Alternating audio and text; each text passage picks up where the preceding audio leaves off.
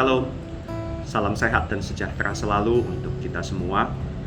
Di Daily Devotion kali ini, saya akan menyampaikan sebuah renungan singkat untuk saudara sekalian yang saya beri judul Komunikasi.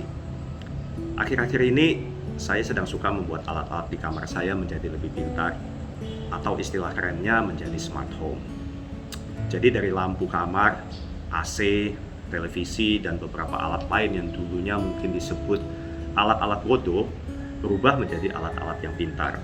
Misalnya lampu tidur saya yang dulunya cuma bisa dinyalakan dan dimatikan dengan memencet tombol on off-nya.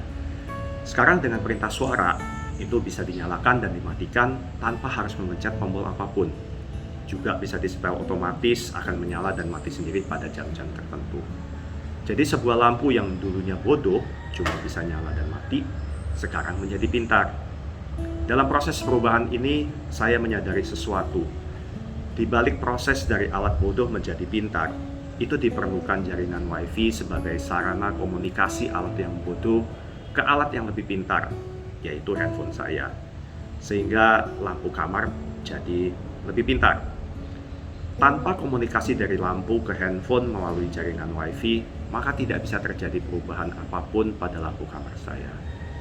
Nah, sama seperti lampu kamar saya tadi, kita semua sebagai manusia juga memerlukan komunikasi untuk menjadi lebih pintar. Kalau kita sebagai manusia tidak berkomunikasi, maka pastinya kita akan ketinggalan semua berita-berita terbaru, kemajuan-kemajuan yang terjadi, dan perubahan-perubahan lainnya. Dan pada akhirnya kita akan tetap tinggal seperti sebelumnya, atau dengan kata lain tidak menjadi lebih pintar. Komunikasi seperti apa yang akan membuat kita lebih pintar, lebih maju, lebih bijaksana?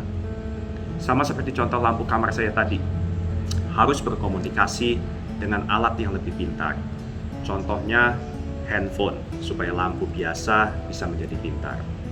Kita manusia juga harus berkomunikasi, berkomunitas dengan orang lain yang lebih pintar, lebih bijaksana, punya pengetahuan yang lebih, supaya kita juga bisa ikut bertambah pengetahuan, menjadi lebih bijak, lebih dewasa.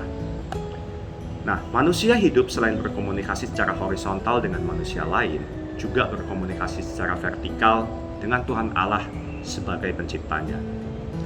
Di Alkitab dalam Ibrani 1 ayat yang ke-1 dan ke-2 dikatakan demikian. Setelah pada zaman dahulu, Allah berulang kali dan dalam pelbagai cara berbicara kepada nenek moyang kita dengan perantaraan nabi-nabi. Maka pada zaman akhir ini, Ia telah berbicara kepada kita dengan perantaraan anaknya, yang telah Ia tetapkan sebagai yang berhak menerima segala yang ada.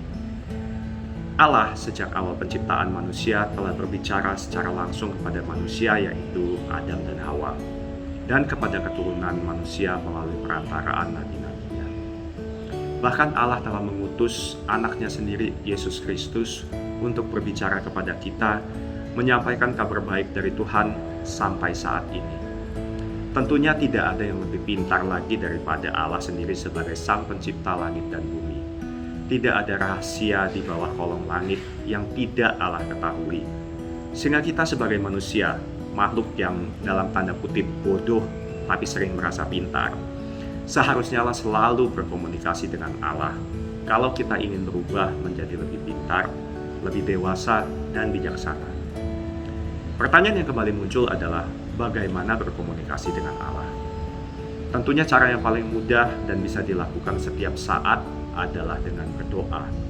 Berdoa adalah metode komunikasi yang paling umum, paling mudah dilakukan setiap saat, di mana saja, kapan saja. Semakin dekat kita dengan Allah, pastinya semakin sering kita akan berkomunikasi dengannya. Semakin sering kita berkomunikasi dengan Sang Maha Pencipta yang tahu segalanya, maka pastilah kita akan menjadi semakin pintar dan bijaksana. Satu poin lagi yang penting adalah untuk menjalin komunikasi dengan Allah, kita tentunya memerlukan bantuan jaringan yang stabil, jaringan yang kuat, atau kalau mau dibilang WiFi yang kencang. Jaringan WiFi kita untuk berkomunikasi dengan Allah itu adalah gereja kita, komunitas kita yang seiman, IC kita. Dengan adanya jaringan yang kuat, tentunya akan selalu menjaga komunikasi kita dengan Allah menjadi lebih terjaga, selalu terjalin. Sehingga kita akan menjadi orang-orang yang update, yang pintar, yang bijaksana dalam iman, pikiran, perkataan, dan perbuatan kita sehari-hari. Mari tingkatkan komunikasi kita dengan sesama dan pastinya juga dengan Allah. Selamat berkomunikasi. Tuhan Yesus memberkati.